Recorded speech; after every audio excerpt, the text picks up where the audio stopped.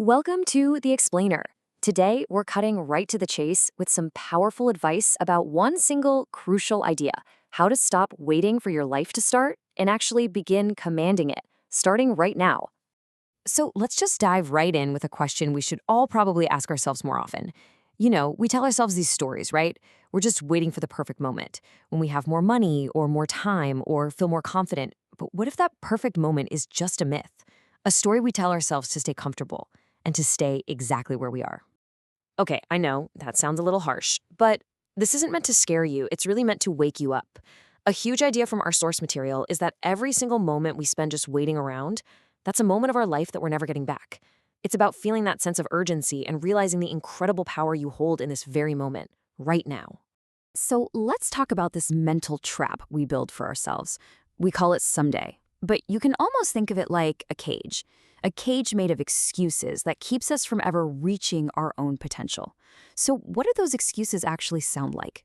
Do any of these sound familiar? I'll get to it tomorrow. Ugh, I'm just not ready yet. Or my personal favorite: I'll wait until things are perfect. Look, according to our sources, these aren't really reasons. They're justifications. They're things we say to make ourselves feel better about not moving forward. But they are the very things keeping us completely stuck. And this is the core directive we're looking at today. It's really a command. This whole cycle of waiting, then making an excuse, and then justifying that excuse, it has to be broken.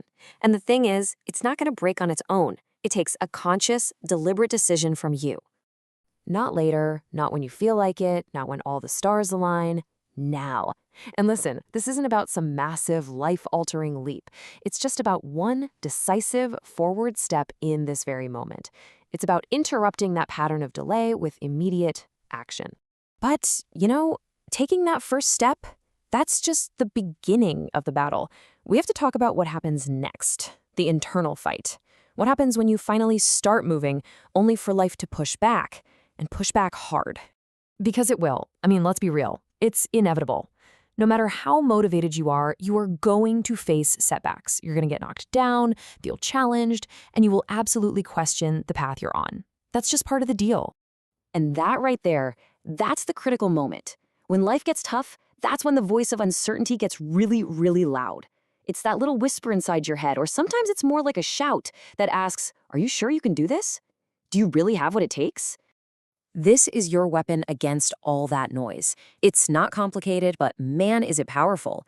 It's a conscious choice to replace that voice of doubt with a voice of capability. It's the mantra you use to silence all the chaos outside and all the uncertainty inside, so you can get your focus back. You just tell yourself, "I can do this." All right, this next idea might completely reframe how you think about change. We tend to believe that transformation has to be this huge, overwhelming event. But the sources we're looking at suggest it's actually something much, much smaller and way more immediate. Just think about that for a second. The small, what you might think are insignificant decisions you make in the next 5 minutes, they can literally set the course for the next 50 years of your life. It's about choosing to just make the call or write the email or go for the walk instead of putting it off again. And here's how that works. It's basically a chain reaction. It all kicks off with one small choice. That choice, if you repeat it, becomes a habit. That habit, over time, it forges your character, it defines who you are when things get tough, and in the end, it's your character that defines the future you create. And it all starts with just 5 minutes.